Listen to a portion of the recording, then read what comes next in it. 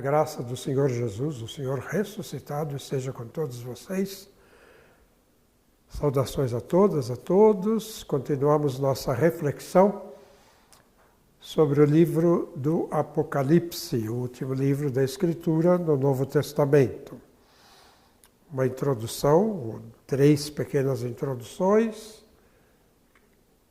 cartas às igrejas da Ásia, 7 pequenas cartas às igrejas da Ásia,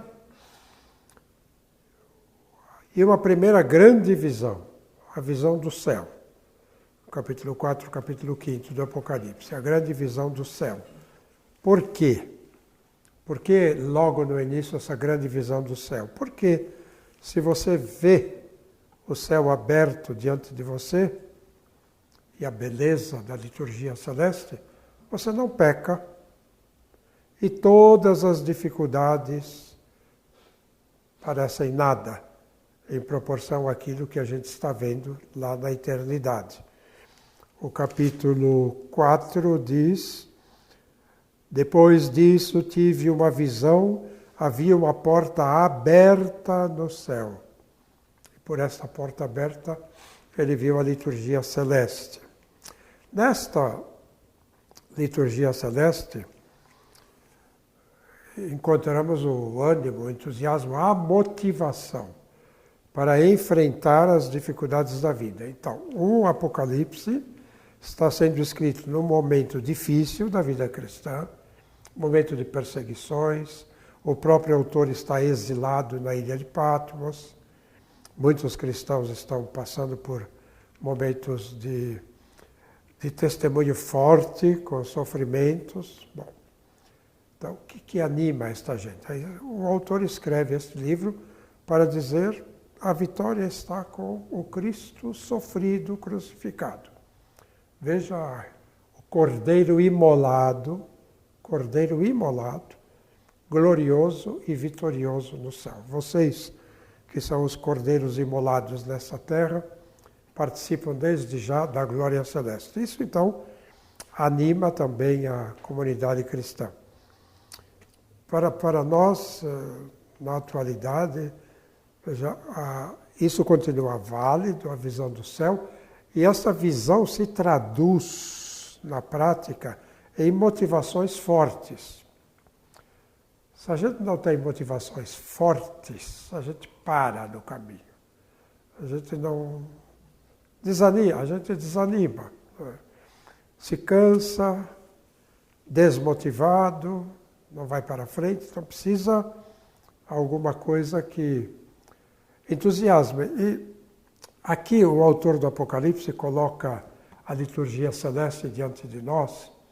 Os orientais têm esta visão da liturgia terrestre. Quando você entra na igreja para a celebração da liturgia, você está entrando no céu. Então, aí podemos imaginar isso, se a coisa é bem feita, se quem participa sabe o que está fazendo, ele entra, ele participa, uma liturgia longa, tudo bem.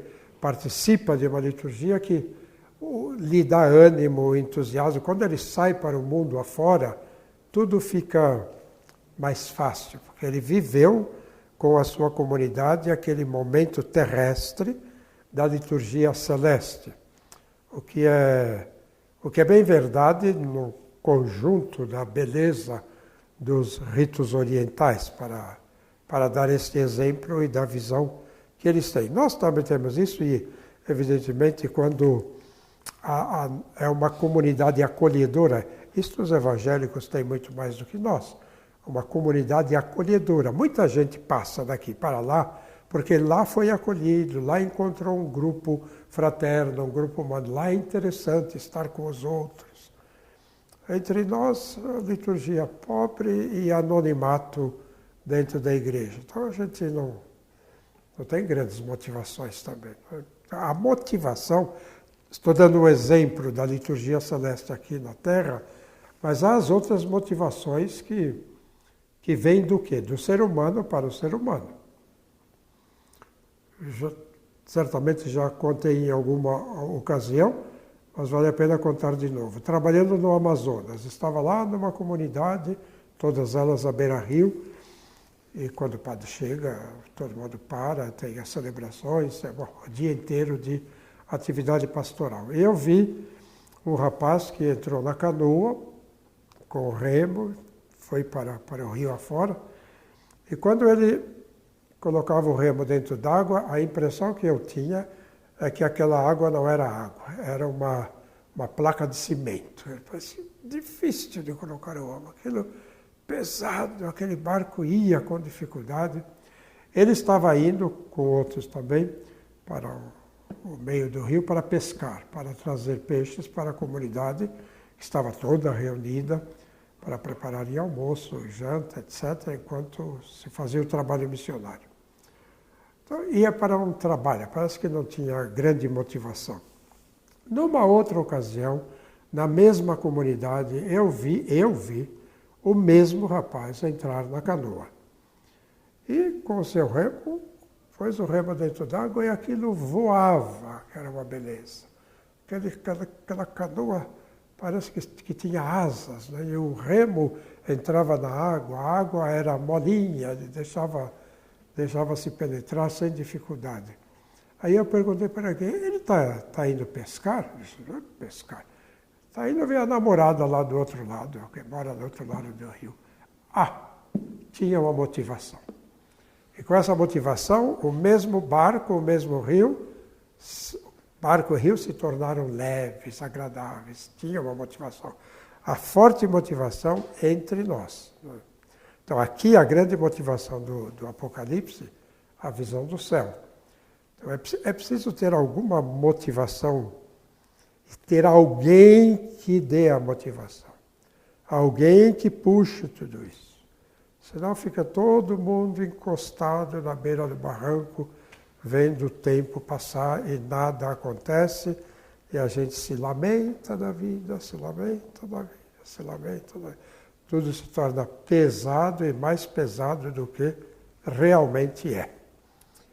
Então, que Deus nos dê a graça de termos alguém que nos dê motivações e que essas motivações nos ajudem a colocar o remo dentro d'água e o barco voar, porque do outro lado está alguém que vale a pena. Este alguém que vale a pena, no nosso caso, é o Cordeiro de Deus imolado, que está lá diante do trono. Este Cordeiro, diz o Apocalipse, recebeu um livro, no capítulo 5. Vi na mão direita daquele que estava sentado no trono, que é o Pai, um livro, escrito por dentro e por fora e selado com 7 selos. Totalmente escrito e selos. Os selos seriam placas ou tiras que fecham a lateral, a parte aberta do livro. Os grandes missais, os missais que nós usávamos antigamente, tinham placas de metal. E até quando a gente terminava a missa, essa placa fazia um barulho. Plac, plac. Você sabia, terminou. Plac, plac, fechava o missal, deixava em cima do altar. Então, são esses os selos. São 7 pequenos ferrolhos, 7 selos, 7 tiras, que estão fechando o livro. E ninguém pode abrir. Aquele que tem a visão chora por causa disso, até que lhe dizem que o Cordeiro vai abrir o livro, vai abrir o selo, selo após selo. Ele veio, então, o Cordeiro, receber o livro da mão direita daquele que está sentado no trono. Quando ele recebe o livro, então tem todo aquele culto de adoração. Digno és tu de receber o livro e de abrir os seus selos. Então ele vai abrir os selos, né, no meio desta grande liturgia. E é ele o único, diz aqui o texto, ninguém no céu, na terra e sobre a terra era capaz de abrir nem de ler o livro. Eis que o leão da tribo de Judá, o rebento de Davi, venceu para poder abrir o livro e seus 7 selos. Então, Apocalipse, revelação, vai ser aberto, vamos ter a revelação do que está para acontecer, como dizia o texto na introdução, para acontecer já e para acontecer no futuro.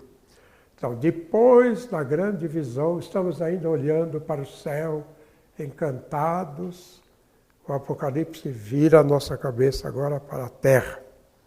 Vamos olhar a realidade na qual nós estamos. Vamos olhar o mundo no qual estamos vivendo. Vamos ver, ao abrir o selo, o primeiro, o que é que nos é revelado sobre a nossa realidade de hoje.